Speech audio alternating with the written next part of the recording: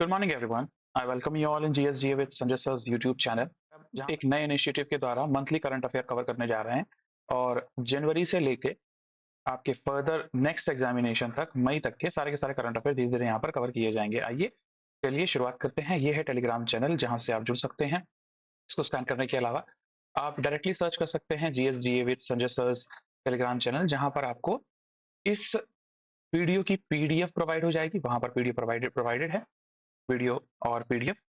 और ये है यूट्यूब चैनल जहां पर आप इस वीडियो को देख रहे हैं। चलिए स्टार्ट करते हैं। 29-30 में और इस वीक में जितने भी इंपॉर्टेंट होंगे सारे के सारे करंट अफेयर यहाँ पर जो है प्रोवाइडेड हैं आपको। चलिए स्टार्ट करते हैं। क्वेश्चन नंबर 1 यहाँ पर कह रहा है 78 वर्ल्ड हेल्थ असेंबली, जो कि जेनेवा में है। आपको पता है कि वर्ल्ड हेल्थ ऑर्गेनाइजेशन का हेडक्वार्टर कहाँ पे है? जेनेवा में है। तो यहाँ पर जब अपन बात करते हैं तो 27 मई से 1 जून के मध्य यहाँ पर 78th world health assembly conduct करी गई है, जिसकी थीम है इस बार की one world for health. One world for health India की तरफ से यहाँ पर अरिंदम बागची सर ने रिप्रेजेंट किया है, जो कि कमिटमेंट। उसके अलावा इंडिया क्या रिप्रेजेंट कर रहा है यहाँ पर? ट्रेडिशनल मेडिसिन को यहाँ पर कर रहा है रिप्रेजेंट। तो आपको पता होगा मिनिस्ट्री ऑफ आयुर्वेदा, या फिर जिसको कहे जाते हैं आप लोग आयुष बोलते हो, ठीक है, उसकी तरफ से 2022 में जामनगर के यहाँ पर शुरू किया गया ट्रेडिशनल मेडिसिन कॉन्फ्रेंस को शुरू किया गया था। तो चलिए इसके अलावा अपन बात करते हैं यहाँ पे। तो ये 78th वर्ल्ड हेल्थ असेंबली रही है, 27 मई से लेकर 1 जून तक रही। और जेनेवा स्विट्जरलैंड में यहाँ पर ये लोकेशन थी। थीम क्या थी? One world for health. Arindam Bagchi sir ने इसको इंडिया की तरफ से रिप्रेजेंट किया है और एग्रीमेंट हुए हैं यहाँ पर 24 मई में ही, जिसको हम लोग बोलते हैं ट्रेडिशनल मेडिसिन को लेकर। और डब्ल्यूएचओ का जीटीएमसी, अब जीटीएमसी क्या है इसके बारे में डिटेल में आगे बात करूंगा, जैसे कि ग्लोबल ट्रेडिशनल मेडिसिन सेंटर, ठीक है, 2022 में नरेंद्र मोदी जी के द्वारा गुजरात के जामनगर में इसको ओपन किया गया था। आइए बात कर लेते हैं और इसके बारे में। तो वॉलंटरी यहाँ पर फोकस किया गया है 78 के अंदर मेंबर्स ने। The first voluntary target to hold the health impact in air pollution. तो 2040 तक एयर पोल्यूशन के इंपैक्ट को कम करने की बात कर रहे हैं। उसके अलावा बात करी जाए, टारगेट किए जा रहे हैं for the nutrition of mothers and the young children's and new global strategy for traditional medicine, जो कि इंडिया यहाँ पर रिप्रेजेंट कर रहा है। तो डब्ल्यूएचए है क्या, जरा इसके बारे में जान लेते हैं। डब्ल्यूएचए की बात करी जाए, ये डब्ल्यूएचओ के द्वारा कराई जाने वाली एक हेल्थ असेंबली है जो हर साल मीटिंग करती है। इस बार का एडिशन कौन सा था? 78th एडिशन था। तो कब इसको स्टैब्लिश किया गया? 7 अप्रैल 1948 में स्टैब्लिश किया गया। अगेन जहां पर डब्ल्यूएचओ का हेडक्वार्टर, वहीं पर आपको जेनेवा में ही हेडक्वार्टर देखने को मिलेगा। करंट डायरेक्टर जनरल कौन है यहाँ पे? टेड्रोस एडनम गेब्रियसस, ठीक है। तो यहाँ पर आपको देखने को मिलेंगे टेड्रोस। फिर सबसे बड़ा कंट्रीब्यूशन डब्ल्यूएचओ का कौन है? जैसा आपको पता है कि बार बार यहाँ पर यूएस लीडरशिप के द्वारा, खास करके डोनाल्ड ट्रंप के द्वारा कहा जा रहा है कि हम डब्ल्यूटीओ या डब्ल्यूएचओ से बाहर निकल जाएंगे, इनके कंट्रीब्यूशन को हम लोग यहाँ पर कम करेंगे, पैसे को कम करेंगे। तो ये सारी चीजें हैं। तो टॉप कंट्रीब्यूटर की बात करी जाए तो ऑब्वियसली बात है सर, यूएसए है, दैट जर्मनी है, bill and Melinda Gates foundation है, यूके है, जापान आपको देखने को मिलता है। सिग्निफिकेंस क्या है? ऑब्वियसली बात है, ग्लोबल हेल्थ एफर्ट पे फोकस करना, डिजीज को कंट्रोल करना, हेल्थ सिस्टम डेवलप करना, स्टडी करना, इमरजेंसी रिस्पांस को यहाँ पर प्रोवाइड कराना। तो इंडिया का रोल क्या है यहाँ पर? अरिंदम बागची सर ने यहाँ पर रिप्रेजेंट किया है और इंडिया यहाँ पर बात कर रहा है ग्लोबल ट्रेडिशनल मेडिसिन की स्ट्रेटेजी, जो कि 2025 से लेकर 2034 तक चलेगी, उस पर बात करी जा रही है। 24 मई को इसमें एक एग्रीमेंट हुआ है जहां पर बात करी गई है, साइन किया है डब्ल्यूएचओ और यहाँ पर इंडिया ने ट्रेडिशनल मेडिसिन मॉड्यूल को लेकर, ट्रेडिशनल मेडिसिन मॉड्यूल को लेकर, इसको लेकर अगर बात करी जाए तो global traditional medicine centre open किया जा चुका है जामनगर गुजरात, इंडिया के अंदर पिछले 2022 में, जो कि नरेंद्र मोदी जी के द्वारा स्टार्ट किया गया था और टेड्रोस के द्वारा यहाँ पर स्टार्ट किया गया था। यहाँ पर data analysis, research, policy advice और ट्रेडिशनल मेडिसिन किस तरीके से काम कर सकती है। ट्रेडिशनल मेडिसिन के अंदर आयुर्वेदा है, योगा है, सिद्धा है, ठीक है, नेचुरोपैथी है, उसको यहाँ पर फोकस किया जा रहा है। फोकस किया जा रहा है कि health coverage, universal health coverage मिले, एसडीजी पर काम कर सके। एसडीजी क्या है यहाँ पर? सस्टेनेबल डेवलपमेंट गोल्स हैं। टोटल 17 सस्टेनेबल डेवलपमेंट गोल्स है, 2030 में इसकी जो है टारगेट को रखा गया है। बड़ा ही इंपॉर्टेंट है, 17 टोटल यहाँ पर गोल्स आपको देखने को मिल सकते हैं। इंडिया का commitment towards the traditional medicine की बात करी जाए तो मेन स्ट्रीम करना आयुर्वेदा को, योगा को, सिद्धा को, यूनानी को, मेन फोकस ये है। तो डब्ल्यूएचओ की अगर बात करी जाए तो कौन कौन सी स्कीम्स चलती हैं, इंडिया का पार्टिसिपेशन उसमें कैसा है, अगर बात करोगे तो यहाँ पर देखने को मिलेगा यूनिवर्सल हेल्थ कवरेज, जो कि डब्ल्यूएचओ द्वारा चलाया जाता है एसेंशियल हेल्थ सर्विसेज के लिए। अब इसको लेकर इंडिया ने जैसे शुरू किया है आयुष्मान भारत, ठीक है, 5 लाख तक की यहाँ पर मुफ्त इलाज यहाँ पर प्रोवाइड किया जा रहा है गवर्नमेंट के द्वारा, नेशनल हेल्थ मिशन। तो इसी के देखो डब्ल्यूएचओ ने शुरू किया यहाँ पे, ठीक है, इंडिया ने उसकी स्कीम्स को इंडिया में यहाँ पर जो है प्रोवाइड किया है, इंडियन गवर्नमेंट ने यहाँ पर उसको चलाया है। पोलियो इरेडिकेशन की बात करी जाए तो इंडिया पोलियो से इरेडिकेट हो चुका है। अभी यहाँ पर ट्राइकोमा के लिए भी, इसके लिए ट्राइकोमा के लिए भी यहाँ पर इंडिया को क्या दिया गया, सर्टिफिकेशन दिया गया है कि हम यहाँ पर ट्राइकोमा फ्री हो चुके हैं। दूसरी बात, कोवैक्स, आपको पता होगा कोविड-19 के टाइम पे इक्विटेबल कोविड वैक्सीन का डिस्ट्रीब्यूशन किया जा सके। फिर इंडिया ऑब्वियसली बात है सबसे बड़ा सप्लायर था, क्योंकि India is a manufacturing hub for the Covid vaccine. Global target है टीबी के लिए, ट्यूबरकुलोसिस, आपको पता होगा, बहुत ही फेमस है। इसका टारगेट डब्ल्यूएचओ ने जो रखा है वो 2030 रखा है, लेकिन इंडिया ने इसका टारगेट 2025 को यहाँ पर अल्टीमेटली सेट किया है। ठीक है, आपको पता होगा इंडिया ने यहाँ पर एक नेशनल ट्यूबरकुलोसिस एनिमिलेशन यहाँ पे एलिमिनेशन प्रोग्राम भी होस्ट किया है, चलाया है। ट्रेडिशनल मेडिसिन हेल्थ में कैसे सिस्टम को इंटीग्रेट कर सकते हैं, उसके ऊपर डब्ल्यूएचओ चीजें लेके आ रहा है। और आपको पता है कि मैंने आपसे बताया global traditional medicine centre India के जामनगर में ओपन किया जा चुका है। तो देखिए सारी बातें हम लोग यहाँ पर कर चुके हैं, सारी सारी चीजें। इसकी थीम याद रखना, वन वर्ड फॉर हेल्थ यहाँ पर होने वाली है। क्वेश्चन नंबर 2 में यहाँ पर बात की जाए, क्वांटम टेक्नोलॉजी। क्वांटम टेक्नोलॉजी भाई बहुत फेमस है, नई जर्नी है। 27 को quantum technology research centre inaugurate किया गया है। कहां पर इनॉग्रेट किया गया है सर? दिल्ली में इनॉग्रेट किया गया है। कहां पर इनॉग्रेट किया गया है? दिल्ली में इनॉग्रेट किया गया है। मेट काफ हाउस में, मेट काफ हाउस में यहाँ पर ओपन किया गया है by the Sameer V Kamat sir के द्वारा। इनको ना 1 साल का एक्सटेंशन, 1 ईयर एक्सटेंशन भी दिया जा चुका है रिसेंटली। ये क्या है सर? ये डीआरडीओ के चेयरपर्सन है करंटली।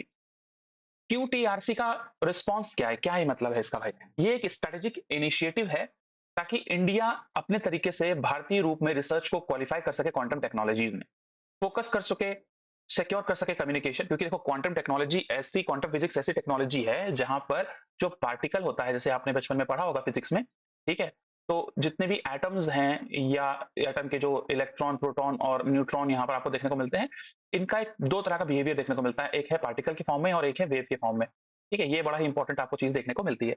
दोनों तरीके से चीजें शो होती हैं। तो इसकी वजह से क्या आ रहा है कि क्वांटम कंप्यूटिंग एक नई ब्रांच फिजिक्स में एक तरीके से फ्लरिश होती हुई नजर आ रही है। उसका बेनिफिट ये है कि ये बड़ी की बड़ी गणनाओं को, जो कंप्यूटर आज की डेट में गणनाएं कर रहे हैं, उनको मिली सेकेंड्स में, जिन गणनाओं को करने में यहाँ पर काफी लंबा समय, जिसको हम लोग यहाँ पर 2 घंटे 3 घंटे नहीं बोल रहे हैं, यहाँ पर हम बोल रहे हैं भाई सालों लग जाते हैं, उनको क्वांटम कंप्यूटिंग के माध्यम से कुछ सेकंड्स में कंप्लीट किया जा सकता है। तो अब आप खुद सोचिए, यहाँ पर जो हम सिक्योरिटी की बात कर रहे हैं, सिक्योर होने की बात कर रहे हैं, क्योंकि सारा का सारा आज पूरा का पूरा फाइनेंशियल सिस्टम इंटरनेट पे आ चुका है, आया ना, सोशल मीडिया इंटरनेट पे है, ठीक है, पूरा का पूरा गवर्नमेंट गवर्नेंस इंटरनेट पे है। तो अगर इस पे आपने पारंगता हासिल नहीं की, तो कल की डेट में ये टेक्नोलॉजी जब विश्व पटल पर आएगी, तो हो सकता है यहाँ पे इसका मिसयूज भी हो सके। जितने भी हमारे सिक्योर डिफेंस रिलेटेड या सिक्योर यहाँ पर सिक्योरिटी से रिलेटेड, फाइनेंस से रिलेटेड चीजें हैं, उनको यहाँ पर हैक किया जा सकता है बड़ी इजीली, उनके पासवर्ड को क्रैक किया जा सकता है बड़ी इजीली। तो ये सारी चीजें हो सकती हैं। तो पहले से यहाँ पर फोकस किया जा रहा है सिक्योर कम्युनिकेशन पे, सेंसिंग एडवांसमेंट पे, प्रिसिशन टाइम मेकिंग पे। तो इंडिया यहाँ पर खुद का एक क्या लेके आया हुआ है, पहले से ही एक नेशनल क्वांटम मिशन ऑलरेडी पहले से लेके आया हुआ है। चलिए थोड़ा डिटेल में यहाँ पर बात कर लेते हैं। कहाँ पर ओपन किया गया है? दिल्ली में ओपन किया गया है, 27 तारीख को ओपन किया गया है। समीर वी कामत ने यहाँ पर ओपन किया गया है। फोकस किया जा रहा है सैग पे, साइंटिफिक एनालिसिस ग्रुप, एसएसपीएल पे, सॉलिड स्टेट फिजिकल लैब और क्वांटम कम्युनिकेशन, खास करके sensing, time keeping, advance matter पे। तो इंडिया यहाँ पर सपोर्ट कर रहा है। तो यहाँ पर अगर डीआरडीओ के बारे में बात करी जाए, तो डीआरडीओ का फुल फॉर्म यहाँ पर है डिफेंस रिसर्च डेवलपमेंट ऑर्गेनाइजेशन, जो कि 1958 में बनाया गया था, जिसका हेडक्वार्टर दिल्ली में है। चेयरपर्सन करंटली जो आपके सामने है समीर वी कामत है। टॉप कंट्रीब्यूशन डीआरडीओ का देखोगे तो ऑब्वियस सी बात है, हमारे पास में बहुत सारी मिसाइल्स है, जैसे अग्नि है, पृथ्वी है, ठीक है, इन सब मिसाइल्स को डेवलप किया गया है डीआरडीओ के द्वारा। तेजस को डेवलप किया जा रहा है रिसेंटली। अभी यहाँ पर एवैक की भी बात करी जा रही है, एवैक के बारे में मैं आगे आपको बताऊंगा। 5th जनरेशन हम स्टेल्थ विमान बनाने की कगार पे हैं, और इसको गवर्नमेंट ऑफ इंडिया ने मंजूरी भी यहाँ पर दे दी गई है। रक्षा मंत्री सर के द्वारा यहाँ पर ये बताया जा चुका है। एवैक की बात करते हैं। मेन बैटल टैंक जैसे कि अर्जुन, एयर डिफेंस सिस्टम, जो कि इस समय आपको पता होगा, ठीक है, आकाश मिसाइल्स जो हमारे पास में है, उसी से हम लोगों ने अभी ऑपरेशन सिंदूर के तहत पाकिस्तान की तरफ से भेजे गए मिसाइल्स और ड्रोन्स को यहाँ पर इंटरसेप्ट किया। और एयर डिफेंस सिस्टम इतना ज्यादा स्ट्रॉन्ग था कि वो मिसाइल्स इंडिया के अंदर किसी भी पोटेंशियल टारगेट को हिट नहीं कर पाए। That is the strength and potential of Indian air defence. I hope this must be clear. Strategic electronic radar, इन सबको डेवलप किया जा रहा है। तो मेजर मिशंस की अचीवमेंट की बात कर ली जाए, तो ऑब्वियसली गाइडेड मिसाइल्स यहाँ पर लॉन्च की जा चुकी हैं, यूएवी बनाया जा रहा है, missile test, anti satellite missile test हम लोग यहाँ पर जो है टेस्ट कर चुके हैं। तो ये सारे एडवांसमेंट हम लोग कर चुके हैं। चलिए आगे बात कर लेते हैं थोड़ा सा। क्वांटम टेक्नोलॉजी रिसर्च सेंटर, जैसे मैंने यहाँ पर डेवलपमेंट में सारी चीजें आपको डिस्कस कर दी हैं, आइए आगे बात कर लेते हैं। तो ये डेवलप किया जाएगा सेंसिंग को लेकर VCSEL vertical cavity surface emitting laser, मतलब इस तरीके से टेक्नोलॉजी डेवलप की जाएगी एमिटिंग लेजर्स को लेकर। डिस्ट्रीब्यूटिंग फीडबैक लेजर, जो कि सिंगल फोटोन सोर्स टेस्टिंग होगा। एटॉमिक मैग्नेटोमीटर, इस तरीके से यहाँ पर इस टेक्नोलॉजी का यूज किया जाएगा। आई hope this must be clear. और ग्लोबल नेविगेशन सैटेलाइट सिस्टम तक में यहाँ पर इसका स्पेस ऑपरेटर और मिलिट्री ऑपरेशंस में इसका यूज किया जा सकता है। आज की डेट में अगर आपको पता होगा कि मिलिट्री टेक्नोलॉजी में या सैटेलाइट्स टेक्नोलॉजी बड़ी इंपॉर्टेंट हो जाती है, जहां पर आप क्षेत्र के अंदर बैठे बैठे किसी भी दुश्मन देश की किसी तरह की गतिविधि को यहाँ पर आप मेजर कर सकते हो। तो इसीलिए यहाँ पर सैटेलाइट टेक्नोलॉजी और मिलिट्री टेक्नोलॉजी बड़ी इंपॉर्टेंट हो जाती है। नेक्स्ट जनरेशन जो वॉरफेयर्स हैं, वो फिजिकल लेवल पर नहीं लड़े जाने वाले हैं। जिस तरीके से ऑपरेशन सिंदूर के तहत हमने देखा, drone warfare, technology warfare, information warfare आपको एक तरीके से आगे बढ़ते हुए नजर आएंगे।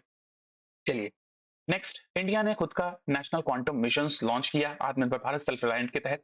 रोल R&D में बहुत ज्यादा है, टेक्नोलॉजी ट्रांसफर्स में कोलैबोरेशन एकेडमी और इंडस्ट्री के साथ में यहाँ पर किया जाएगा। स्किल वर्कफोर्स को यहाँ पर बनाया जाएगा ताकि सिविलियन एप्लीकेशंस यहाँ पर लागू किए जा सकें of the quantum technology of the quantum mission. चलिए थोड़ा सा नेशनल क्वांटम मिशन के बारे में जान लेते हैं। 2023 के 19 अप्रैल में गवर्नमेंट ऑफ इंडिया के द्वारा इसको लॉन्च किया गया था। ऑपरेशनलाइज किया गया है 2023-24 से लेकर 30-31 के बीच में। कहने का तात्पर्य यह है कि 7 से 8 सालों में, ठीक है, 7 से यहाँ पर अगर मैं बात करूं, सॉरी 6 से 7 सालों में यहाँ पर हम लोग एक प्रकार से क्वांटम टेक्नोलॉजी में बेटर परफॉर्मेंस कर सकें, नई नई टेक्नोलॉजी को यहाँ पर ला सकें, जिसके लिए 6003.65 करोड़ रुपए इस 6-7 साल के लिए प्रोवाइड किए गए हैं। 2025 में 600 करोड़ रुपए यहाँ पर प्रोवाइड किया गया है। तो इसमें टारगेट क्या है, 50 से 100 क्यूबिट तक के क्वांटम कंप्यूटर्स हम लोग को डेवलप करने हैं। सैटेलाइट टेक्नोलॉजी क्वांटम कम्युनिकेशन से यहाँ पर डेवलप किए जा सके। इंटर सिटी क्वांटम की डिस्ट्रीब्यूशन QKD नेटवर्क डेवलप किया जा सके। एटॉमिक क्लॉक को डेवलप किया जा सके और मैग्नेटोमीटर्स को डेवलप किया जा सके। इनका बहुत ज्यादा सैटेलाइट और स्पेस टेक्नोलॉजी, डिफेंस टेक्नोलॉजी में बहुत ज्यादा आपको यूज देखने को मिलेगा इन फ्यूचर।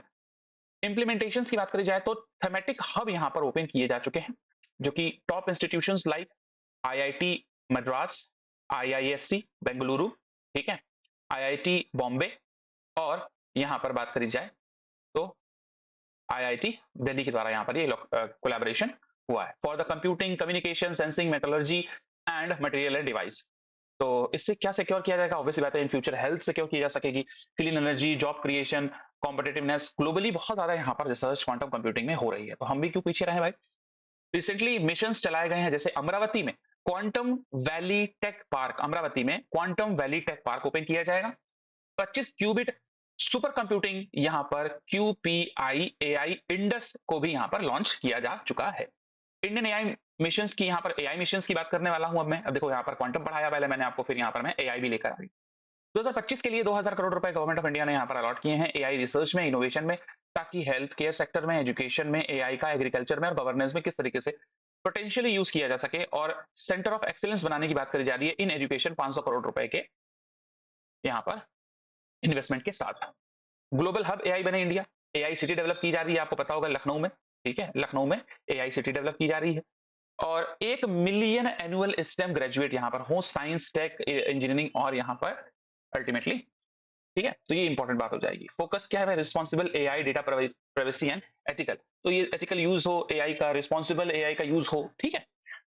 बायोफ्यूल पॉलिसी, देखो मैं अभी सारी पॉलिसीज यहाँ पर आपको डिस्कस कर रहा हूँ जो प्रीवियस गत वर्षों में आई है। 2018 में बायोफ्यूल पॉलिसी आई थी और 22 में इसको अमेंड किया गया। 20% एथेनॉल ब्लेंडिंग की 2025-26 में बात करी जा रही है और एडवांस कर दिया जाएगा उसको 2030 तक। 5% बायोफ्यूल यहाँ पर हम जो है बायोडीजल ब्लेंड कर सके, किसके अंदर, डीजल के अंदर। तो इससे क्या है भाई, जो फूड स्टॉक्स हैं, ठीक है, जो फूड स्टॉक्स हैं उनको यहाँ पर अल्टीमेटली हम क्या कर रहे हैं, फ्यूल में कन्वर्ट कर रहे हैं। किसमें कन्वर्ट कर रहे हैं, like sugar cane, grain, non food biomes, ठीक है, इनको यहाँ पर फ्यूल में कन्वर्ट किया जा रहा है। तो ऑब्वियसली बात है, इसका काफी हद तक 2G second generation bio refinery बनाई जा सके, टैक्स बेनिफिट हो। आपको पता होगा क्यों ऐसा किया जा रहा है, क्योंकि 80 टू 84% हमारा जो ऑयल कंजम्पशन है वो इंपोर्टेड ऑयल के द्वारा होता है। मतलब हम भारत के बाहर से ऑयल इंपोर्ट करते हैं। मतलब आप 100 रुपए का पेट्रोल डलवाएं तो उसमें से इतना प्रतिशत पेट्रोल आपका जाता है। तो अब आप समझिए काफी हद तक इसका काफी हद तक जो हमारा करंट अकाउंट होता है, कहने का मतलब जो हमारा फॉरेक्स होता है, उस पर आपको एक्स्ट्रा बर्डन देखने को मिलता है। पैसा भारत से जाएगा, ऑब्वियसली बात है, ठीक है। तो E20 फ्यूल अचीवमेंट अभी हम लोगों ने इनरोल कर दिया 2024-23 में 20% एथेनॉल ब्लेंड कर दिया गया है पेट्रोल के साथ में। अदर स्कीम्स जैसे कि सुपर कंप्यूटिंग मिशन है 2025 के लिए 265 करोड़ रुपए। नेशनल जियो स्पेशली डिटेल में आगे आगे जैसे क्वेश्चंस होंगे उनसे मैं कनेक्ट कर रहा हूँ। जैसे क्वांटम कंप्यूटिंग लेके आया हूँ तो quantum computing, AI mission, biofuel mission, तो ये सारी चीजें एक ही साथ मैंने यहाँ पर आपको डिस्कस कर दी है। ठीक है, आगे जो भी क्वेश्चन आएंगे उनमें मैं इस तरह से चीजें और भी लाता रहूंगा आपके लिए। ठीक है, फिजिकल साइबर फिजिकल सिस्टम बात करें जाए 900 करोड़ रुपए यहाँ पर लॉन्च किए गए हैं एआई और इंटरनेट ऑफ थिंग्स के लिए, स्टार्टअप के लिए। यहाँ पर अभी मैंने जैसे आपको बताया IISER पुणे में क्वांटम स्टार्टअप प्रयास सीड फंडिंग के थ्रू इसको वेंचर को लाया जा रहा है, मतलब बेसिक लेवल पे इसको लाया जाएगा। ठीक है, तो चलिए ये सारी बातें इसको आप इस तरीके से भी चार्ट में इत्मीनान से पढ़ सकते हैं। सारी चीजें आपको मिलेंगी यहाँ पे। चलिए अगले क्वेश्चन में बात करते हैं। तो अनिल कुंबले सर को यहाँ पर कर्नाटका गवर्नमेंट ने, कर्नाटका सरकार ने forest department wild life conservation का एम्बेसडर चूज किया है। The former Indian cricketer Anil Kumble को एम्बेसडर चूज किया गया है कर्नाटका फॉरेस्ट डिपार्टमेंट की तरफ से। डेट 27 को वॉलंटरी इसमें यहाँ पर किया गया है, कोई ऑनरेरियम या किसी प्रकार का यहाँ पर पैसा प्रोवाइड नहीं किया जाएगा।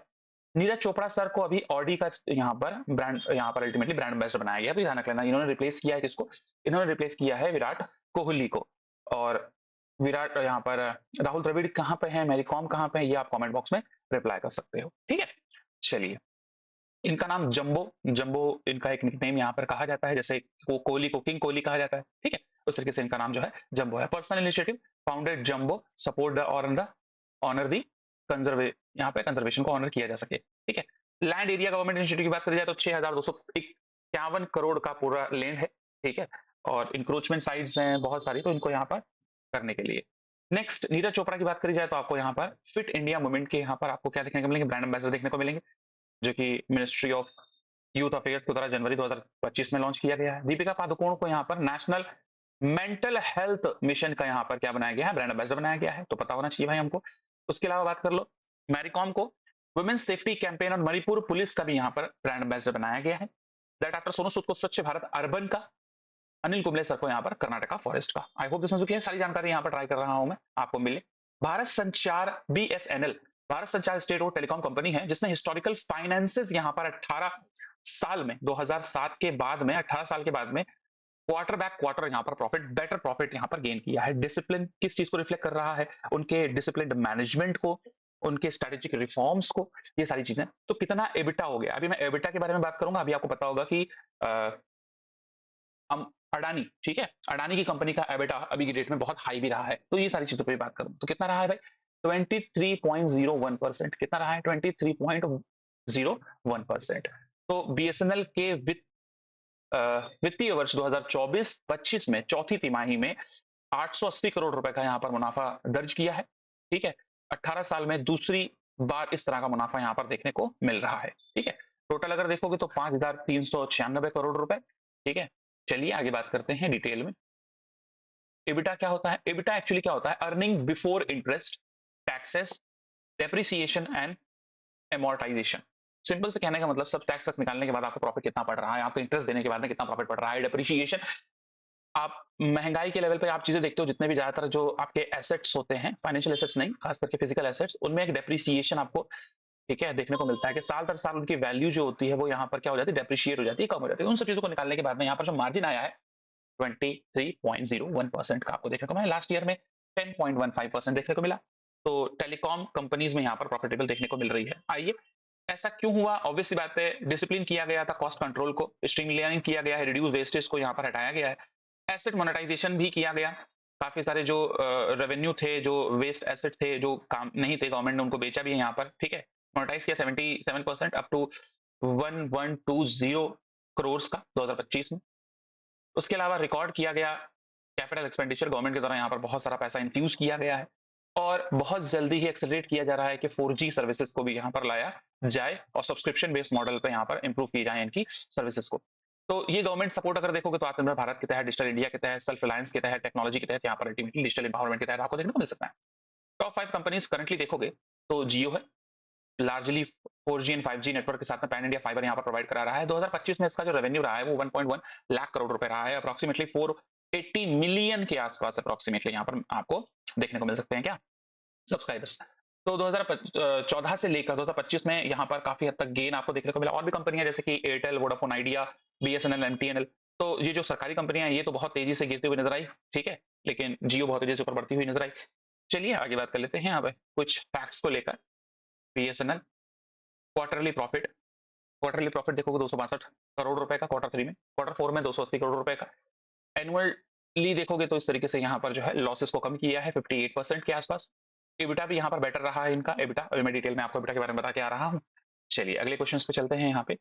India receives record FDI in 2024 and 25। लेकिन अगर वैसे एफडीआई देखोगे तो एफडीआई का रोल जो है पिछले कुछ समय में यहाँ पर कम भी हुआ है। तो 81.04 बिलियन, ठीक है। साल दर साल में वृद्धि देखोगे तो 14% दिखाई दे रही है।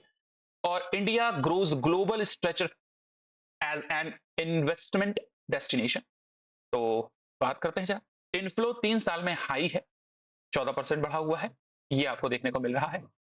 तो 14% का इंक्रीज आपको देखने को मिला। 2014 से देखोगे कंपेयर करोगे तो 308.38 यहाँ पर था, जो कि अभी 748.78 आपको देखने को मिल रहा है। तो from the long stand UPA regime और एनडीए रिजीम में यहाँ पर कंपैरिजन देखने को मिल रहा है, ठीक है। तो चलिए आगे बात कर लेते हैं। किन किन सेक्टर्स में 2014 से अगर देखोगे तो ऑब्वियसली बात है sir, IT sector, fin finance sector, ठीक है, टेलीकॉम सेक्टर, बिजनेस सर्विसेज यहाँ पर आपको देखने को मिल रहा है। मैन्युफैक्चरिंग जैसे बात करी जाए ऑटोमोबाइल, ठीक है, ऑटो सेक्टर, गाड़ियां, car, two wheelers, electronics, chemical and machinery, computer, construction, trading, यहाँ पर भी आपको एक बेटर एरिया देखने को मिल रहा है जिस सर्विसेज सेक्टर में आ रहा है, ठीक है। तो कितना आया है भाई, 81.04 बिलियन यूएस डॉलर, जो कि 14% ज्यादा है। क्यूमुलेटिव सबसे ज्यादा अगर देखोगे तो 1 ट्रिलियन डॉलर यहाँ पर आ चुका है, ठीक है, 2000 से। Top most sector, top most state की अगर बात कर रहे हो तो यहाँ पर महाराष्ट्र टॉप पर है, that after Karnataka, then Gujarat, then आपका दिल्ली एंड देन तेलंगाना। तो ये ध्यान रख लेना, आपसे स्टेट के बारे में भी पूछा जा सकता है तो आपको पता होना चाहिए। उसके अलावा टॉप मोस्ट कंट्रीब्यूटर की बात करोगे तो आपका सिंगापुर, मॉरिशस, यहाँ से क्यों आता है, क्योंकि ऑब्वियसली बात है सेफ हेवन की तरह यहाँ पर लाए जाते हैं, ठीक है। कि एफडीआई के ड्राइवर ग्रोथ के क्या है, ऑब्वियसली बात है यहाँ पर हैवी इन्वेस्टमेंट डिजिटल सेक्टर में, ट्रांसपोर्ट सेक्टर में, एनर्जी सेक्टर में, खास करके एनर्जी में, ईवीज में अगर आप बात करोगे, ट्रांसपोर्ट में, ठीक है। और आपका सोलर एरिया में यहाँ पर आपको देखने को मिलते हैं, ठीक है। हाई पावर्ड कमिटी स्ट्रीमलाइन की गई थी इसके लिए, ईज ऑफ डूइंग बिजनेस के लिए, अगर आपको पता होगा, डिजिटाइजेशन किया गया, अप्रूव किया गया, ज्यादा से ज्यादा चीजों को जो रेड टेपिज्म है, ठीक है, रेड टेपिज्म मतलब एडमिनिस्ट्रेशन या ब्यूरोक्रेसी में ज्यादा फाइलें फंसी ना रहे, ज्यादातर चीजें ऑनलाइन हो जाए, इस तरीके से डिजिटाइजेशन किया गया। ग्लोबल कॉन्फिडेंस इससे बढ़ेगा, इंप्रूव होगी इंडिया की रैंकिंग ग्लोबल कॉम्पिटिटिव इंडेक्स के अंदर या ग्लोबल इनोवेशन इंडेक्स में। तो ग्लोबल इनोवेशन इंडेक्स कौन रिलीज करता है, ये आप कमेंट बॉक्स में रिप्लाई कर सकते हो। चलिए, तो नेट एफडीआई क्या होता है, ऑब्वियसली बात है ग्रॉस एफडीआई से यहाँ पर आप इनफ्लो एंड आउटफ्लो को माइनस कर दोगे तो नेट एफडीआई आपको देखने को मिलेगा। मतलब भारत में कितना एफडीआई आया और भारत ने कितना एफडीआई इन्वेस्टमेंट आउटफ्लो किया, बाहर भेजा, जिसमें रिपेट्रिएशन है, आउटबाउंड इन्वेस्टमेंट यहाँ पर आपको देखने को मिलते हैं। सिग्निफिकेंस क्या है, एफडीआई इंक्रीज ऑब्वियसली बात है आपका इकोनॉमिक ग्रोथ दिखाता है। स्टेट में किस स्टेट में आ रहा है तो स्टेट की पॉलिसी, बेटर इंफ्रास्ट्रक्चर है वहां पे, इनके स्किलिंग वर्कफोर्स को, उनके डेवलपमेंट को दिखाता है। सेक्टर किस सेक्टर में, सर्विस सेक्टर में, मैन्युफैक्चरिंग सेक्टर में ज्यादा आ रहा है तो मेक इन इंडिया और डिजिटल इंडिया को प्रमोट कर रहा है यहाँ पे। ग्लोबल स्टैंडिंग ऑब्वियसली बात है हम यहाँ पर देखते हैं। तो एफडीआई एफआईआई क्या है, एक थे अरविंद माया राम जी, ठीक है। यहाँ पर अगर आप देखोगे तो अरविंद माया राम जी कमेटी थी, ठीक है, जिसके रिकमेंडेशंस के बाद में एफडीआई और एफआईआई को दो पार्ट में डिवाइड किया गया, ठीक है। एफडीआई हमेशा वो होता है जो लॉन्ग टर्म के लिए आता है, ठीक है। एफआईआई बोल दिया जाए या एफपीआई, एफपीआई पहले बोला जाता था, अभी यहाँ पर एफआईआई यहाँ पर बोला जाता है, ठीक है। ये शॉर्ट पीरियड के लिए आता था, ठीक है। और हमेशा ये किसी भी इन्वेस्टमेंट का 10% से ज्यादा नहीं होता था, नहीं होता था, ठीक है। और ये हमेशा क्या होगा, 10% से ज्यादा होगा, ये यहाँ पर सीधी सीधी बातें बोली गई थी through the Arvind Maharam ji committee के द्वारा। I hope this must be clear. तो ये लॉन्ग टर्म के लिए आता, शॉर्ट टर्म के लिए आता, इसीलिए जो एफआईआई और एफपीआई आता है ज्यादातर आपको ये कैपिटल मार्केट में आपको देखने को मिलते हैं, या सीधी बात बोलूं मैं तो शेयर मार्केट में आपको देखने को मिलते हैं। क्लियर है, जैसे कि म्यूचुअल फंड में, पेंशन फंड में, इंश्योरेंस कंपनीज में, शेयर्स में, बॉन्ड में, डिबेंचर्स में, इस तरीके से आपको देखने को मिलते हैं। आई hope this must be clear. FDI क्या होता है, इन्वेस्टमेंट लाता है तो इससे इंफ्रास्ट्रक्चर जो है वो यहाँ पर स्ट्रांग होता है, ठीक है, बढ़ता है, इंफ्रास्ट्रक्चर बढ़ता है। तो इसीलिए सरकार चाहती है कि एफडीआई ज्यादा आए, एफआईआई एफपीआई भी आए, क्योंकि ऑब्वियसली बात है ये किसको दिखाता है, ये स्ट्रांगनेस को दिखाता है या स्ट्रेंथनेस को दिखाता है, किसके, हमारे शेयर मार्केट को। और शेयर मार्केट स्ट्रेंथन होगा तो एक बात समझिए कि यहाँ की कंपनियां स्ट्रेंथन होंगी। समझ में आ रहा है? लेकिन ये थोड़ा वॉलेटाइल नेचर भी होता है। जरा सा भी ग्लोबल सिचुएशन डामाडोल होती है या इंटरनल सिचुएशन किसी भी कंट्री की खराब होती है, तुरंत ये आउटफ्लो कर जाता है, बाहर चला जाता है। जिसकी वजह से काफ़ी हद तक आपको outflow of FDI sorry FII देखने को मिलता है। क्लियर है? क्लासिफिकेशन की अगर बात करेंगे तो एफडीआई को अलग-अलग क्षेत्रों में लाया जाता है, जैसे कि ग्रीनफील्ड प्रोजेक्ट, एकदम नए प्रोजेक्ट को यहाँ पर ग्रीनफील्ड कहा जाता है। ब्राउनफील्ड प्रोजेक्ट वो प्रोजेक्ट होते हैं जो ऑब्वियस सी बात है पहले से एक्जिस्टेड है, या मर्जर के रूप में या एक्विजिशन के रूप में, मतलब 2 ए और बी कंपनियां हैं, इनके मर्जर के बाद में एफडीआई आया है। रूट कौन-कौन से होते हैं? ऑटोमेटिक रूट होते हैं और गवर्नमेंट रूट होते हैं। ऑटोमेटिक रूट में गवर्नमेंट की परमिशन नहीं होती है, ठीक है? अदर रूट की बात करी जाए तो आपको अदर एरिया में देखने को मिलते हैं, जैसे यहाँ पर सेंसिटिव एरिया, जैसे फॉर एग्जांपल अभी तो अगर आप बात करोगे बहुत सारे सेक्टर में 100% यहाँ पर कर दिया गया है, ठीक है? अगर सेक्टर वाइज देखोगे तो बहुत सारे हो गए। इंसेप्शंस की बात करोगे तो 1991 में इंडिया में यहाँ पर एलपीजी मॉडल लाया गया था, liberalisation, privatisation and globalisation model, ठीक है? तो यहाँ पर इस तरीके से सेक्टर वाइज चीजें आपको देखने को मिलती है। 2000 ultimately FPI FII classification obviously बात है, सेबी यहाँ पर अंडर द सेबी रूल और फेमा रूल, ठीक है? फॉरेन एक्सचेंज मैनेजमेंट रूल के अंदर यहाँ पर किया जाता है। मेरा क्वेश्चन है यहाँ पर ये एक्ट कब आया, ठीक है? इंसेप्शन एफआईआई का 1992 में यहाँ पर किया जा चुका है, ठीक है? तो दैट आफ्टर अगर मैं यहाँ पर बात करूं,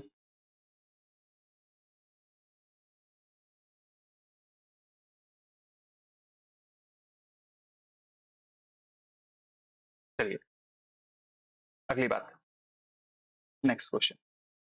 बहुत सारे सेक्टर्स है, जैसे कि आपका, जैसे मैं आपको बताने वाला था एक सेक्टर के बारे में, ठीक है? डिफेंस है, ठीक है? 100% कर दिया गया है, ठीक है? उसके अलावा अगर आप बात करोगे इंश्योरेंस है, ठीक है? 76% यहाँ पर कर दिया गया है। एग्रीकल्चर है, यहाँ पर भी आपका 100% कर दिया गया है, ठीक है? मैन्युफैक्चरिंग 100% है। टेलीकॉम भी है, ठीक है? यहाँ पर भी 100% यहाँ पर आपका कर दिया गया है, अलाउ कर दिया गया है, ठीक है? डिफेंस में अगर बात करोगे तो ऑटोमेटिक रूट के अंदर, ठीक है? और अदर एरिया में भी यहाँ पर 100% आपको देखने को मिल रहा है। ई कॉमर्स में भी 100% है, बी टू बी के अंदर, ठीक है? इंश्योरेंस सेक्टर में मैंने आपको 76% यहाँ पर बता दिया। तो इस तरीके से आप यहाँ पर देख सकते हो। ये जो आपका लास्ट वीक में 28, 29, 30, 31, इसमें आपको ज्यादातर माउंटेन की चीजें दिखेंगी, क्योंकि यहाँ पर जो है एक बड़ा एरिया कवर किया जा चुका है, एक बड़ा टाइम कवर किया जा चुका है, और एक एनिवर्सरी भी है इंडिया विश्व में पहली बार जो कि चढ़े थे, Edmund Hillary and Tenzing Norgay, ठीक है? आपको पता होगा, ठीक है? चलिए बात कर लेते हैं यहाँ पे कामी रीता शेरपा, ठीक है? बहुत बड़ा नाम अभी हो चुके हैं ये। इन्होंने 31st टाइम, ठीक है, रिकॉर्ड किया है, लीड किया है 22 इंडियन आर्मी मेंबर्स और 27 शेरपाज ने, मतलब 31st टाइम यहाँ पर ये जो है माउंट एवरेस्ट समिट को यहाँ पर ये क्या कर चुके हैं, कर चुके हैं, ठीक है? बड़ी बात है। तो शेरपा कम्युनिटी और उनके सिग्निफिकेंस को यहाँ पर दर्शाता है, क्योंकि हिमालयन रीजन में अगर बात करोगे तो बहुत माउंटेनिंग करने के लिए स्किल चाहिए, रेजिलियंस चाहिए, यूनिक एडेप्टेबिलिटी चाहिए, जो कि एक शेरपा यहाँ पर आपको देखने को मिलता है जाते ही जाते हैं।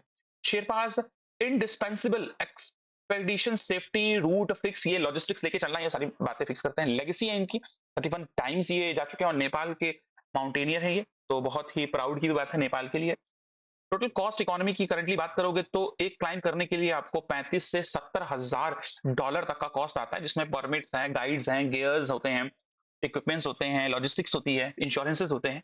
और करंटली अगर बात देखोगे तो मई से अप्रैल का जो मंथ होता है ना, ये बहुत फेवरेबल माना जाता है, क्योंकि इस टाइम पे बारिश भी नहीं हो रही होती है और यहाँ पर जो है आपका एक फेवरेबल वेदर आपको देखने को मिलता है। रिस्क बहुत सारे हैं, एवलांचेस के रिस्क हैं, एक्सट्रीम कोल्ड है, एल्टीट्यूडनल सिकनेस आपको देखने को मिलती है, बहुत ऊंचाई पे जाने पर ऑक्सीजन का जो सांद्रता होती है वो कम हो जाती है, ऑक्सीजन का जो कंसंट्रेशन होता है वो कम हो जाता है, इसकी वजह से भी अनप्रेडिक्टेबल वेदर आपको देखने को मिलता है, ठीक है? माउंट एवरेस्ट की हाइट की बात करोगे तो रिसेंटली चाइना और नेपाल के एक्सपेडिशन के बाद में 8849 पॉइंट इस तरीके से यहाँ पर मीटर में बताया गया है, ठीक है? लोकेशन चाइना नेपाल बॉर्डर पे, तिब्बत बॉर्डर पे आपको देखने को मिलता है, ठीक है? तो चलिए, रिकॉर्ड किया गया समिट इनके द्वारा, 31st टाइम, 55 ईयर की एज है, पहली बार 1994 में 24 वर्ष की उम्र में गाइड किया था कमर्शियल टीम को, और नियरली 2019 में सिंगल सेशन ट्वाइस कर चुके हैं, ठीक है? 23 में, 24 में। एक्सपीडिशन टीम किसको लेके गए थे इस बार? 22 इंडियन आर्मी मेंस को और 27 अदर यहाँ पे शेरपा को भी यहाँ पर ऑर्गेनाइज किया गया है, ठीक है? ऑल्सो केटू को भी चू ओयो 8 टाइम्स कर चुके हैं, मोनालू को भी यहाँ पर 3 टाइम, लसोतो को भी यहाँ पर कर चुके हैं। माउंट एवरेस्ट की बहुत सारी बातें होंगी इस स्लाइड में, आगे भी बातें करेंगे। तो बीबीसी के द्वारा, अदर राउटर्स के द्वारा और अदर अदर अल जजीरा के द्वारा, डाओ के द्वारा, ठीक है, द हिंदू के द्वारा, बहुत सारे लोगों के द्वारा जो आपके यहाँ पर किए गए चीजें, उनके बारे में भी यहाँ पर मैं बात कर चुका हूँ। ठीक है, तो अगर एक्सपेडिशन की बात करोगे, सबसे पहले एक्सपेडिशन 1953 में तेंजिंग नार्गे और एडमंड हिलरी के द्वारा यहाँ पर किया गया था। ये यहाँ पर शेरपा थे, ठीक है, नेपाल से बिलोंग करते थे, और एडमंड हिलरी न्यूजीलैंड से यहाँ पर थे। क्लियर है? तो ये सारी बातें। उसके बाद इंडियन पहले अवतार सिंह चीमा सर 1965 में, और बचेंद्री पाल पहली इंडियन महिला 1984 में। फर्स्ट एम्प्यूटी कौन थी, मतलब पहली विकलांग यहाँ पर आप देखने को मिलेगा। ठीक है, फर्स्ट एम्प्यूटी कौन थी, ये आप ऑप्शन बॉक्स में रिप्लाई कर सकते हो। चलिए अगली बात कर लेते हैं हम लोग क्वेश्चन नंबर 7 में। बड़ा इंपॉर्टेंट क्वेश्चन है, ये सारी बातें लेकर आऊंगा मैं आपके सामने, डिटेल में चल रही है भाई। ठीक है, department of post ministry of communication के द्वारा दो नए इनिशिएटिव यहाँ पर लिए गए हैं, नो योर डिजिट पिन और नो योर पिन कोड। क्या बोला गया भाई? नो योर डिजी पिन और नो योर पिन कोड। ठीक है, ये ध्यान रख लेना, बड़ा इंपॉर्टेंट है। तो ये चीजें लॉन्च की गई हैं प्लेटफॉर्म जियो स्पेशल के द्वारा।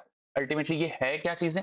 इसको डेवलप किया गया है through the IIT Hyderabad national remote sensing centre, ISRO के द्वारा, और अंडर द पॉलिसी अलाइन किया गया है जियो स्पेशल पॉलिसी। ठीक है, तो अल्टीमेटली अगर आप बात करोगे यहाँ पे, तो क्या चीज है कि डिजिटल पोस्टल नंबर, डीजीपिन का यहाँ पर जो है फुल फॉर्म जो है वो क्या है भाई? Digital postal index number. छोटी छोटी चीजें हैं, पता होना चाहिए क्या है ये। जियो कोड है, मतलब जैसे आपको पता होगा कि अर्थ है, उसमें ना नेविगेशन जो किया जाता है वो आपका लैटिट्यूड और लॉन्जिट्यूड के लेवल पर किया जाता है। तो एक ग्रिड बन जाता है, एक एरिया इस प्रकार से बन जाता है, जहां पर आप यहां से डिवाइड करके बता सकते हो कि भाई ये पर्टिकुलर एरिया है जहां पर एक पर्टिकुलरली लोकेशन है। समझ में आया? तो उस प्रकार से geo coded, geo based digital address system develop किया गया है by the know your digi pin. Clear हो गया? Know your digi pin. Digi pin में फुल फॉर्म क्या है भाई? Digital postal index number. Clear हो गया? हाँ, सारी चीजें। तो इस तरीके से आपको ये बहुत इंपॉर्टेंट सारी चीजें, देखो न्यूज़पेपर की आउटलेट भी यहाँ पर चीजें लेकर आऊंगा। पोस्टल डिपार्टमेंट के द्वारा यहाँ पर इसको लाया गया है। ये क्या करेगा? Enable the precious location identify करेगा जियो लोकेशंस के साथ में लैटिट्यूड एंड लॉन्जिट्यूड। अभी मैंने जैसे बताया कि जो इस प्रकार से हॉरिजॉन्टल लाइन होती है, इसको हम लोग लैटिट्यूड बोलते हैं, इसको हम लोग अक्षांश बोलते हैं हिंदी में। ठीक है, और यहाँ पर जो वर्टिकल लाइंस होती हैं, इनको हम लोग लॉन्जिट्यूड बोलते हैं, इनको हम लोग देशांतर यहाँ पर बोलते हैं। क्लियर है? हिंदी इंग्लिश दोनों में, कोई दिक्कत नहीं है। आईआईटी हैदराबाद एनआरसीएस इसरो के द्वारा यहाँ पर डेवलप किया, ओपन सोर्स के थ्रू डेवलप किया गया है कि हिट के थ्रू फीडबैक लाया जाएगा। एड्रेस एज सर्विस सपोर्ट करता है किसको? एड्रेस एज सर्विस को। उसके अलावा नो योर पिन कोड क्या है भाई? तो यूजर्स को उनके पिन कोड के बारे में पता हो। जियो रेफरेंस पिन कोड यहाँ पर बाउंड्री सेट किया गया है ओपन गवर्नमेंटल डेटा प्लेटफॉर्म के तहत। इंप्रूव क्या करेगा, क्या बेनिफिट है भाई, क्या फायदा क्या है इसका? ठीक है, इंप्रूव करेगा लोकेशन प्रिसाइजनेस को, मतलब पोस्टल एड्रेस के थ्रू, ठीक है, आप या किसी ई कॉमर्स के थ्रू कोई भी चीज मंगा रहे होते हो, ठीक है, तो ऑब्वियस बात है वहां पर आप पोस्टल एड्रेस देते हो, ठीक है, जहां पर उस एड्रेस पे चीजें यहाँ पर पहुंच पाए। क्लियर है? तो उस जगह आसानी से लास्ट माइल कनेक्टिविटी हो, चाहे वो रूरल एरिया हो, चाहे वो हैंड टू हैंड रीच हो, इमरजेंसी रिस्पांस को यहाँ पर पहुंचा सके। डिजास्टर मैनेजमेंट में मान लीजिए कोई फ्लड आ गया, कोई वॉल्केनिक एक्टिविटी है, अर्थक्वेक एक्टिविटी है, उस दौरान भी पोस्टल एड्रेस का एक बहुत इंपॉर्टेंस हो जाता है। क्लियर है? दूसरी बात, इफिशियंसी ऑफ डिजिटल यहाँ पे जो सर्विसेज एंड डिलीवरी सर्विसेज को यहाँ पर चाहे गवर्नमेंट स्कीम्स के लेवल पे हो, लॉजिस्टिक्स के लेवल पे हो, ई कॉमर्स लेवल पे, जैसे मैंने आपको बताया कि वेलफेयर प्रोग्राम के लेवल पे हो, ठीक है। डिजिटल गवर्नेंस ऑब्वियसली बात है, डेटा ड्रिवन गवर्नेंस है यहाँ पर। पोस्टल एड्रेस से यहाँ पर जो डिजिटल पब्लिक इंफ्रास्ट्रक्चर है उसको भी यहाँ पर गवर्नमेंट डेवलप कर सकती है। जियो स्पेशल इंफ्रास्ट्रक्चर, जियो स्पेशल मतलब यहाँ पर जो जीपीएस है उससे जो लोकेशन है उसको यहाँ पर मेच्योर किया जाना और भी स्ट्रॉन्ग किया जाना, इसकी यहाँ पर बातें चल रही है। ठीक है, लोकेशन बेस्ड मैपिंग, ये सारी चीजें आपको पता होगा। एक बहुत ही एक स्कीम है स्वामित्व स्कीम, ठीक है, जरा इसको कमेंट बॉक्स में रिप्लाई करना, कौन सी स्कीम है स्वामित्व स्कीम, किस तरह की स्कीम है। मिनिस्ट्री ऑफ रूरल डेवलपमेंट के द्वारा यहाँ पर जियो टैगिंग करी जाती है जो रूरल एरियाज है उनको लेकर। क्या है फुल फॉर्म, क्या चीजें हैं, ये आप कमेंट बॉक्स में रिप्लाई कर सकते हो। चलिए, नेशनल जियो स्पेशल पॉलिसी 2022 में लाई गई है आईआईटी हैदराबाद के द्वारा और इसरो के द्वारा मिलकर इसको डेवलप किया गया है। और अदर कम्युनिकेशन स्कीम्स की बात करोगे, जैसे डिजिटल इंडिया लॉन्च किया गया डिजिटल एम्पावरमेंट के लिए, और उस समय अगर 2015 से देखोगे, इस बीच में यहाँ पर 1,13,000 करोड़ रुपए यहाँ पर खर्च किया चुके हैं टोटल डिजिटली। देखो मैं बहुत सारी स्कीम्स भी लेके आया ताकि आपका रिवीजन हो सके, ठीक है। 100% डिजिटल पोस्टल ऑफिसेज यहाँ पर डेवलप किया गया, क्योंकि अंग्रेज अगर बात करोगे ना, तो पोस्टल और रेलवे को ज़्यादा समृद्ध बना के गए अपने लिए, ताकि वो जल्दी से जल्दी यहाँ पर कम्युनिकेशन क्रिएट कर सकें, टेलीग्राफ के द्वारा, मेल के द्वारा, चिट्ठियों के द्वारा, ठीक है? और रेलवे सिस्टम को वो इसलिए डेवलप करके गए ताकि वो आसानी से एरिया में अपने कार्गोज़ को, अपने बिज़नेस को यहाँ पर क्या कर सकें, फैला सकें। धीरे-धीरे फिर वो कमर्शियल ट्रांसपोर्टेशन से पैसेंजर ट्रांसपोर्टेशन की ओर भी कन्वर्ट हुआ। क्लियर है? तो उसी का अभी की डेट में हम बहुत अच्छे से उसका यूटिलाइज़ेशन करें, उसको और बेटर करें, ठीक है? ऑब्वियस सी बात है, हम ये बोल सकते हैं कि वो अंग्रेज़ ये करके वो करके गए, लेकिन साथ में हमको ये भी पता होना चाहिए कि ठीक है भाई, वो अगर करके गए, उनको और ऊँचाइयों पर हमको यहाँ पर जो है पहुँचाना है आज़ादी के पश्चात, ठीक है? जैम की बात कर ली जाए तो ये क्या है, जैम ट्रिनिटी क्या है? बड़ा अच्छा वर्ड है, ये आपके एग्ज़ामिनेशन में पहले इवन दो यूपीएससी में भी पूछा जा चुका है। जन धन अकाउंट, ठीक है? Aadhaar enabled payment system and mobile connectivity, ठीक है? तो ये आपका जैम हो जाता है, क्लियर है? उसके अलावा भारत नेट की यहाँ पर पंचायत के जितने भी यहाँ पर पंचायत ग्राम हैं, ठीक है? उनको कनेक्ट करना। 61,119 करोड़, सॉरी 61,109 करोड़ रुपए यहाँ पर फेज़ टू फेज़ इस तरीके से डेवलप किया गया है। और ग्राम पंचायत को अभी तक जो है 2.5 लाख ग्राम पंचायत को यहाँ पर लार्जेस्ट रूरल ब्रॉडबैंड सिस्टम तक पहुँचाना, मतलब जो ग्राम पंचायत एरिया है वहाँ पर जो इंटरनेट है वो ब्रॉडबैंड सिस्टम बीएसएनएल के साथ, उसके अलावा अदर प्राइवेट प्लेयर्स के साथ में यहाँ पर जो है लेके आने की बात चल रही है 5G और 6G के साथ में। 6G अल्टीमेटली अभी आया नहीं है, ठीक है? 2027 तक का टारगेट रखा गया है, इन द फ्यूचर इसको डेवलप किया जा रहा है। इसी पोस्टल सिस्टम को ही बैंकिंग सिस्टम से कन्वर्ट करने के साथ में इंडियाज़ पोस्ट पेमेंट बैंक आपका लाया गया था, ठीक है? तो पोस्टल नेटवर्क का यूज़ करके फाइनेंशियल इंक्लूजन को डेवलप किया जा सके। फाइनेंशियल इंक्लूजन का कहने का मतलब क्या है भैया? अनबैंक पीपल तक बैंकिंग कनेक्टिविटी को लाया जा सके। बैंकिंग कनेक्टिव मतलब उनके खाते खोले जा सके। तो इसीलिए आपको पता होगा जनधन अकाउंट लाया गया था। उसके पहले भी अगर आप बात करोगे तो फाइनेंशियल इंक्लूजन में आपका पहले जो है बीडीबीएस, ठीक है? Basic saving, BSBDA, basic saving bank deposit account open किया गया, ठीक है? जिसको ज़ीरो या नो फ्रिल अकाउंट कहा जाने लगा था, याद होगा, ठीक है? बाद में इसी को आप जो है जन धन अकाउंट के रूप में आप जानते हैं, ठीक है? जन धन अकाउंट के रूप में। तो ये सारी चीज़ें हैं, ठीक है? 6 करोड़ अकाउंट ओपन करना, बैंकिंग इतना प्रॉफिट करना, डिजिटल बैंकिंग को लेके आना, ठीक है? Postal insurance, insurance of government and PSU employees, self finance, साथ-साथ में पॉलिसीज़ के साथ में उनका रेशियो सेटलमेंट करना, यूनिवर्सल कवरेज है डिजिटल ब्रॉडबैंडिंग की। सुकन्या समृद्धि योजना आपको पता होगा कि स्मॉल सेविंग स्कीम्स होती हैं, जो कि मिनिस्ट्री ऑफ फाइनेंस की तरफ से, डिपार्टमेंट ऑफ एक्सपेंडिचर्स की तरफ से यहाँ पर फाइनेंशियल, ठीक है, लाई जाती है। गर्ल चाइल्ड को यहाँ पर अल्टीमेटली उनमें पोस्टल में पैसा जमा कर सकते हैं, ठीक है? 3 करोड़ अकाउंट्स हैं, 1.5 लाख यहाँ पर लिमिट लगाई गई है और 7.6% का यहाँ पर इंटरेस्ट प्रोवाइड किया जाता है, ठीक है? तो ये बड़ा ही महत्वपूर्ण चीज़ है। मेघदूत, ये अल्टीमेटली आपको पता होगा मिनिस्ट्री ऑफ, इसके द्वारा मिनिस्टर ऑफ कम्युनिकेशन के द्वारा मेघदूत चलाया गया। ये क्या है भाई? Weather based agricultural advisory via the postal office. Postal office के से वेदर के हिसाब की भैया नॉलेज प्रोवाइड कराना भैया, इस तरीके से सारी चीजें हैं, ठीक है? एसएमएस अलर्ट एडवाइजरी जारी करना, ठीक है? कि अभी की डेट में इस तरह से ओलावृष्टि हो सकती है, ठीक है? बारिश हो सकती है, सूखा पड़ सकता है। समझ में आया? ठीक है? ताकि पैन इंडिया एक किसान ऐप के तहत यहाँ पर लॉन्च किया गया। नो योर पिन, अभी जैसे मैं आपको पढ़ा के आ रहा हूँ, यही है, रिसेंटली लॉन्च की गई है, 50 करोड़, ठीक है? अभी लॉन्च की गई है। देखो सारी जो स्कीम्स हैं उन पर भी मैं यहाँ पर चर्चा कर रहा हूँ। प्रोजेक्ट एरो, मॉडर्नाइज करना पोस्टल ऑफिसेज को, सर्विसेज क्वालिटी को इंप्रूव करना, ठीक है? मॉडर्नाइज करना, 4000 करोड़ रुपए यहाँ पे 2014 से 2020 के बीच में लाए गए। डिजिटल और ग्रीन पोस्टल ऑफिसेज को कन्वर्ट करना। ग्रीन पोस्टल ऑफिसेज का मतलब क्या है? पेपर यूज ना हो, ज्यादा चीजें ई पेपर्स का यूज किया जाता है। जियो स्पेशल पॉलिसी, अभी जैसे मैंने बताया, जियो स्पेशल डेटा को डेमोक्रेटाइज करना, बेटर तरीके से लाना, ठीक है? 200 करोड़ रुपए यहाँ पर लॉन्च किए गए। तो ये सारी इंपॉर्टेंट न्यूज। चलिए अगली बात कर लेते हैं। रिसेंटली जितेंद्र सिंह सर, जो कि ministry of state science and technology हैं, उन्होंने ई हंसा, इलेक्ट्रिक हंसा, इंडिया का next generation 2 seater electric trainer aircraft launch किया गया, जो कि CSIR and national aerospace laboratory Bengaluru के द्वारा डेवलप किया गया है। ये इको फ्रेंडली है, और ऑब्वियसली बात है यहाँ पर बैटरी है, इसके अंदर कोई फ्यूल नहीं यूज किया जा रहा है, इलेक्ट्रॉनिक्स है, तो ऑब्वियसली बात है इको फ्रेंडली है। माइलस्टोन इंडियाज के एरोस्पेस टेक्नोलॉजी को इंडिजिनस बनाने में बहुत बड़ा एक ग्रीन एविएटर या ग्रीन एविएशन के रूप में आपको देखने को मिल सकता है, ठीक है? जहां पर no use of petrol, no harm for the environment यहाँ पर फोकस किया जा रहा है। अप्रोक्सीमेटली कितने करोड़ रुपए बनाया गया? 2 करोड़ रुपए में यहाँ पर इसको बनाया गया है। तो देखो भाई, मैं जितनी भी चीजें लेकर आऊंगा वो ऑथेंटिकेटेड साइट से, ट्वीट से, न्यूज़पेपर वेबसाइट से, न्यूज़पेपर चीजों से, वहां से लेके आऊंगा, ठीक है?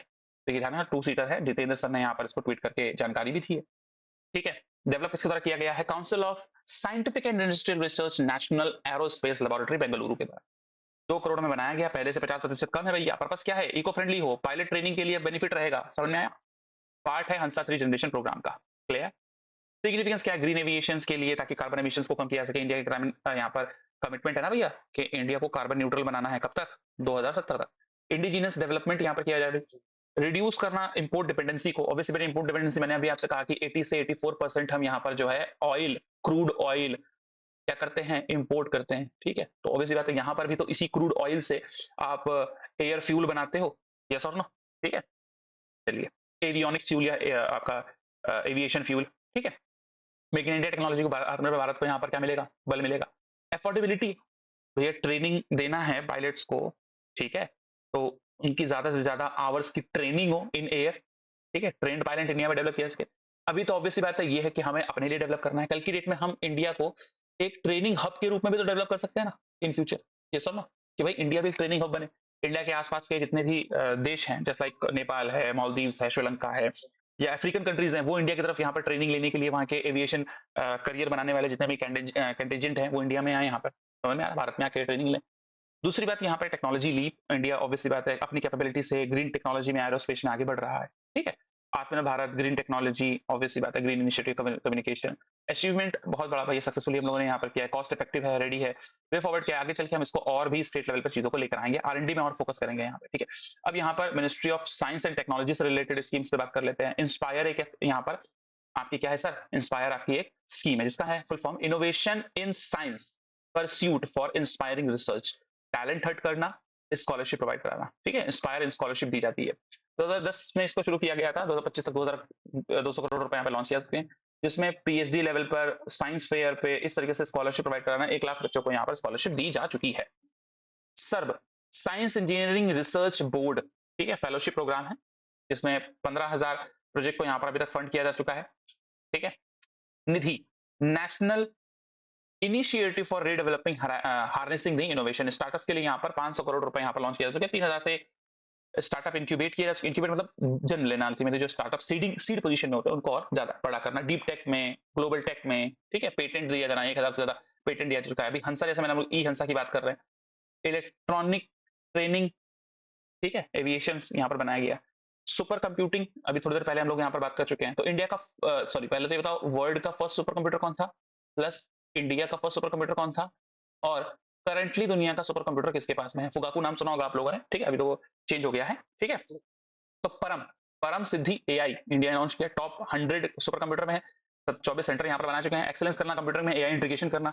डीप ओशन मिशन बहुत बहुत बहुत इंपॉर्टेंट है, क्योंकि यहाँ पर हम बात कर रहे हैं कि हम समुद्रयान कर सकें, समुद्रयान से हम सब यहाँ पर समरसेबल बनाएं, और deep mining, ocean tech mining यहाँ पर कर सकें उस डाइवर्सिटी में जहां से हम फॉर एग्जांपल क्रिटिकल, ठीक है, मिनरल, ठीक है, उसके अलावा हमारी जो एक्वा लाइफ है वहां पर, जो फिशरीज लाइफ है, ठीक है, बायो लाइफ है, क्रूड ऑयल, पेट्रोल, ठीक है, इस तरीके से चीजों को, नई चीजों को यहाँ पर हम एक्सप्लोर कर सके। 4,077 करोड़ रुपए यहाँ पर 2021 से 2026 के बीच में, 600 करोड़ रुपए 2025 में यहाँ पर लगाए गए इसके लिए। क्लियर? नेशनल जियो स्पेशल जीआईएस के लिए ग्लोबल इंफॉर्मेशन सिस्टम, ठीक है, सैटेलाइट डेटा, इस तरीके से ओपन प्लेटफॉर्म करना, डिजास्टर की मैपिंग करना। उसके अलावा bio diversity, human wellbeing, national monsoon mission अभी रिसेंटली यहाँ पर लॉन्च किया गया है। ठीक है, अब मैरीटाइम से रिलेटेड अगर आपको पता होगा, ठीक है, एक नया, ठीक है, भारत मैरीटाइम सिस्टम लॉन्च किया गया है रिसेंटली। ठीक है, तो इसको भी हम लोग बात करेंगे। 1,000 करोड़ रुपए यहाँ पर लगाएंगे 2021, 2012 से 2024 के बीच में। इंप्रूव करना फोरकास्ट को, मौसम विज्ञान को बताना भैया किस प्रकार से मौसम होने वाला है, किस तरह से मौसम चीजें होने वाली है, गगनयान। ठीक है, आई hope this must be clear. तो ये सारी बातें क्लियर। फर्स्ट ह्यूमन यहाँ पर फ्लाइट है, लॉन्च करी जा रही है, 9,023 करोड़ रुपए यहाँ पर लगाए जाएंगे इसके लिए। तो मेरा क्वेश्चन है यहाँ पर, जो 4 पर्सन हैं, जो एविएटर्स हैं, ठीक है, जो जाएंगे यहाँ पर, उनके नाम क्या है? कमेंट बॉक्स में आप रिप्लाई करिए।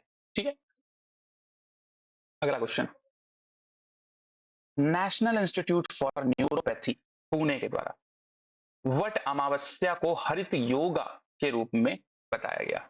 अब इसको जो है मिनिस्ट्री ऑफ आयुष के द्वारा, मिनिस्ट्री ऑफ आयुष के द्वारा, ठीक है, मिनिस्ट्री ऑफ आयुष के द्वारा इनलाइन किया गया है 11th इंटरनेशनल योगा डे, जिसकी थीम है यहाँ पर yoga for one earth one health, one earth one earth. Clear? Mindfulness, sustainable living and environmental conservation. तो वट अमावस्या मीट्स दी हरित योगा ट्रेडिशन को 27 तारीख को यहाँ पर ये लॉन्च किया गया था। ठीक है, चलिए आगे बात कर लेते हैं क्या है। तो वट वृक्ष ऑब्वियसली बात है, इंडिया में वट अमावस्या, वट सावित्री यहाँ पर एक कल्चरल इवेंट आपको देखने को मिलता है नॉर्थ इंडिया में, खास करके रिचुअल्स होते हैं, क्योंकि हिस्टोरिकल पार्ट है। सावित्री ने डिवोशंस के थ्रू अपने जो हस्बैंड है सत्यवान, आई थिंक, उसकी लाइफ को बचाया था from the Yamraj, the Guru of death, ठीक है, God of death.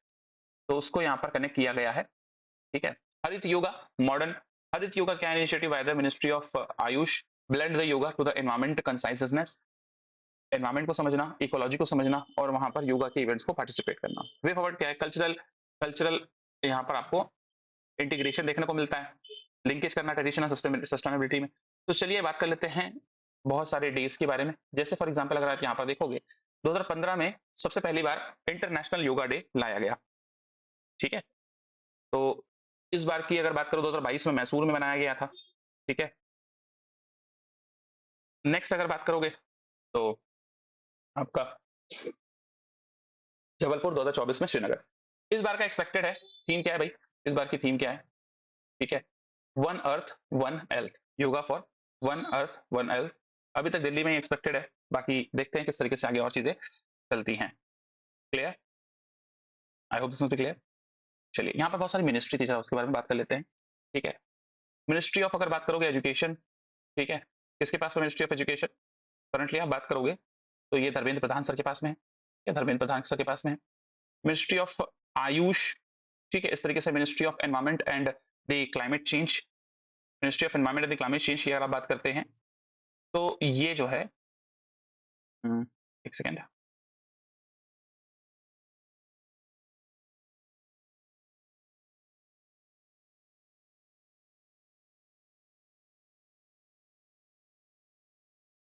Ministry of health Nadda साहब के पास में है। ठीक है, चलिए अभी ध्यान नहीं आ रहा है, ठीक है, आप कमेंट बॉक्स में इसका रिप्लाई करिएगा। Minister of culture and other ministry. ठीक है, चलिए अगली बात कर लेते हैं।